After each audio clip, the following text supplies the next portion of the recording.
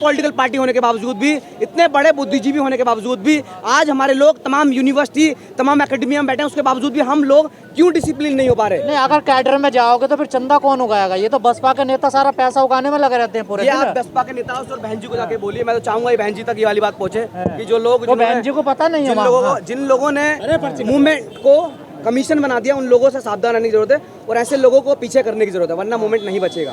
वो कहाँ पीछे, आप जैसों को पीछा कर देंगे, वो पीछे नहीं होते कभी भी। देखो हम लोग यहाँ से पीछे हो जाएंगे, लेकिन हमारा काम तो वही चलता रहेगा। लोग हम कहीं भी रहें, मैं कह रहा हूँ, मैं अभी पढ़ रहा हूँ, अभी स्टूडेंट एक्टिविस्ट हूँ, स्टूडेंट के बीच में काम करूँ, मैं जिस फील्ड में रहूँगा वहाँ मेरा काम चलता रहेगा। वहाँ संविधान को बीजेपी बचाए क्या कांग्रेस बचाएगी? पहले दोनों, कोई नहीं बचाएगा, दोनों बर्बाद करने का। अरे अभी तक कांग्रेस बीजेपी दोनों पावर में रही ना, कितना संविधान बचाया? सबसे ज्यादा खतरनाक कांग्रेस है, दूसरे नंबर बीजेपी है। तो वोट मुझे नहीं लगा, मुझे लगता है पता भी होगा तो पता होता तो पक्का कुछ ना कुछ करती है। जो अब आप मेरे सामने बहुत करीबी हो तो मैं आपको सुनूंगा ना, मैं नीचे से क्यों सुनूंगा? जबकि बात बहन जी भी चाहती है कि स्थिति में चली जाए पार्टी जैसी चल रही है। कोई, अरे ये तो बड़ा नेचुरल वो है, जवाब है कि कोई नहीं चाहेगा किसी की पार्टी नीचे जाए। और बहन जी के पीछे जो तमाम तरीके बहुजन समाज, आज भले ही कुछ लोग नाराज हो, कुछ लोग डिसअपॉइंट हो कि यार क्यों, मतलब जिसके लिए हम दिन रात आज भी लड़ने को तैयार हैं। बहन जी एक बार बोल दें आप सबको जंतर मंतर या संसद घेरना, तो सब लोग यहाँ तैयार हो जाएंगे आने को। सारे बुद्धिजीवी, सारे जितने भी दलित बुद्धिजीवी है कह रहे हैं कांग्रेस ही बचाएगी संविधान को भी और दलितों को भी। जो ये सब कर रहे हैं बुद्धिजीवी, उनको माननीय कांशीराम साहब ने बहुत अच्छे से टर्म दे दी, चमचा। ऐसे लोग चमचा है, कोई बुद्धिजीवी नहीं है। जो लोग कह रहे हैं कि बीएसपी खराब हो चुकी है और हमें कांग्रेस बचाएगी या संविधान कांग्रेस बचाएगी, मैं बता रहा हूँ, ये कांशीराम साहब के बड़े ही मुखरता से उन्होंने पहचाना। पहले वाला है, अब वो बात की बात है। पहले ऐसे लोगों तो, इन लोगों की वजह से तो छिनेगा जो जनता को, जो आम जनता, जो हमारे तमाम जो लोग पढ़े लिखे लोग हैं, जिनसे उम्मीदें रखते हैं, जो गांव में जो मजदूरी मेहनत करते हैं, अपने पढ़े लिखे लोगों से उम्मीद करो। पढ़े लिखे लोग क्या करते हैं? दिल्ली यूनिवर्सिटी में बैठ के वो लोग कांग्रेस के गुणगान करेंगे, वो लोग इधर उधर बैठ के कांग्रेस ही बन जाएंगे, कभी आम आदमी पार्टी कभी कांग्रेस। ऐसे लोगों को साफ साफ शब्दों में चमचा बुलाया जाता है। मैं इस बात से सहमत हूं, कांशीराम साहब ने सीधा बोला है कि जो बुद्धिजीवी अम्बेडकरवादी हैं, उन लोगों से थोड़ा सतर्क रहना। मतलब जो लोग चमचे पहचानना, एक तो मिशनरी होगा, एक चमचा होगा, तो इन दो लोगों में हमें बहुत अच्छे से पहचानना है।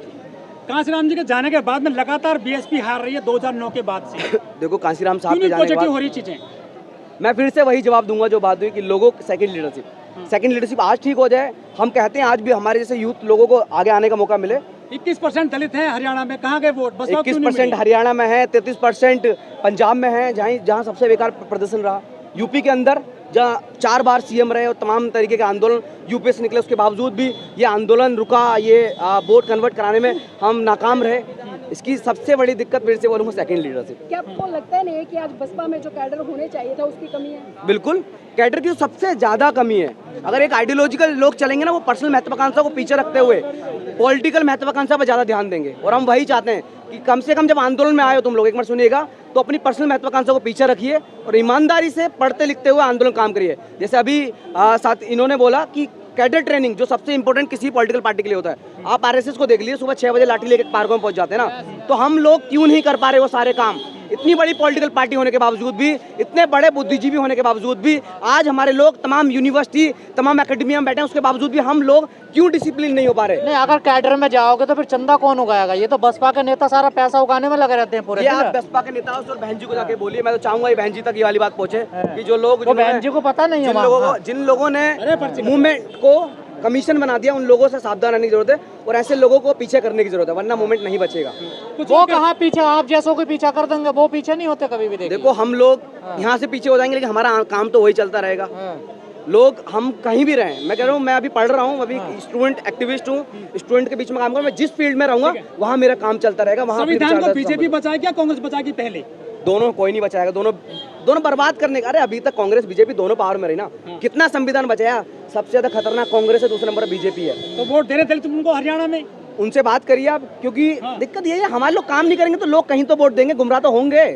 अभी सवाल हमसे क्यों कर रहे हैं? सवाल बीएसपी के उन तमाम लोगों से जो पोजीशन होल्डिंग पे बैठे हैं, क्यों वो लोग साल के 5 साल में सिर्फ 1 साल 6 महीने क्यों दिखते हैं? क्यों 5 साल क्यों नहीं दिखते? आकाश आनंद जी से बहुत उम्मीद है, वो बहुत अच्छा करेंगे। उनसे उम्मीद है कि यूथ की तरफ ज्यादा ध्यान दे। पर खतरा रहता है ना, उन्हें भी कब हटा दिया जाए कोई पता नहीं चलता ना। अरे नहीं, ऐसा कुछ नहीं है, खतरा रहेगा।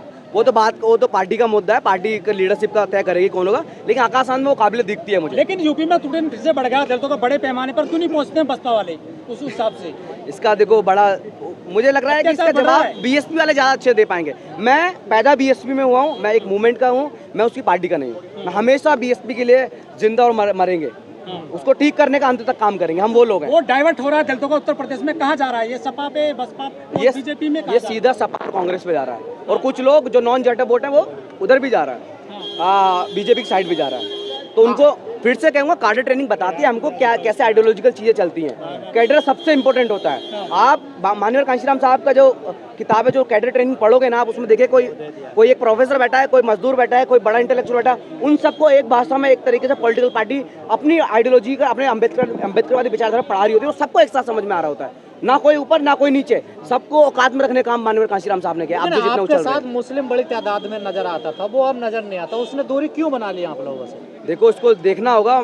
मुस्लिम्स का सबसे ज़्यादा अभी तक का जो जितने भी अधिकार देखोगे, अम्बेडकरवादी लोग हमेशा उनके साथ, उनके चाहे वो CNRC का प्रोटेस्ट ले रहे, उससे पहले तमाम पसमानदा मुस्लिम्स का बड़ा आंदोलन है माननीय कांशीराम साहब ने, जिसको 380 रैलियाँ जिसके पक्ष में निकाली थी मंडल कमीशन और पसमानदा रैलीज की रिजर्वेशन के लिए।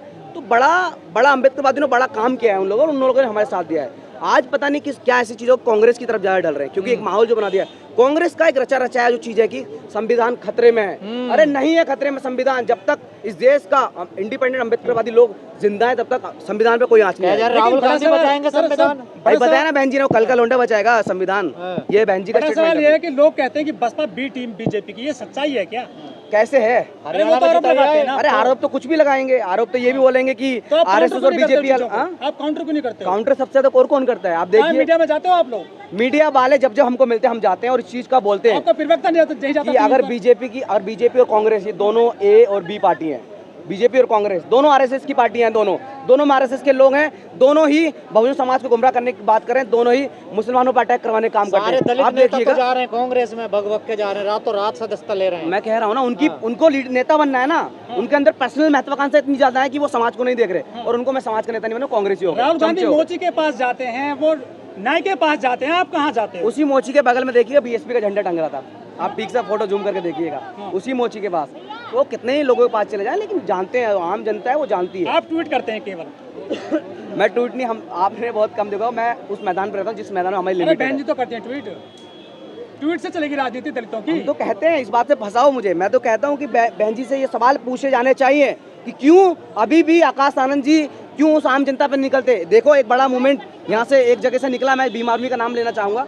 अगर ऐसा ही BSP के लोग काम करने लगे और एकदम सोच समझ के, BSP के लोग बहुत पढ़े लिखे लोग होंगे, क्योंकि प्रॉपर कैडर ट्रेनिंग के साथ वो लोग जाएंगे, और ऐसा ही कुछ BSP जो कांशीराम साहब के टाइम पे करती है वो फिर से करने लगी, आज बोला इस देश की फिर से सबसे बड़ी दूसरी और तीसरी नेशनल पार्टी बन जाएगी BSP। तो जी आप दिल्ली में रहते हो, क्या बसपा कुछ भला होगा दिल्ली में अगली बार 25? दिल्ली के अंदर तो मुझे नहीं लग रहा कि भला होगा, लेकिन अभी भी 1 साल है, कुछ काम कर लें, मतलब 5-6 महीने, लेकिन मुझे नहीं लगता कि कुछ 1-2 सीट का वो है जो भी रिजर्व। नहीं है इनका एक भी अभी तक। तो मैं वही तो, मुझे कुछ चांस नहीं BSP का दिल्ली में, जिस तरीके से पार्टी क्यों चला रहे हैं दिल्ली में? फिर दिल्ली वाले नेताओं से पूछिए ना, क्यों उन्होंने करप्ट कर रखी है पार्टी।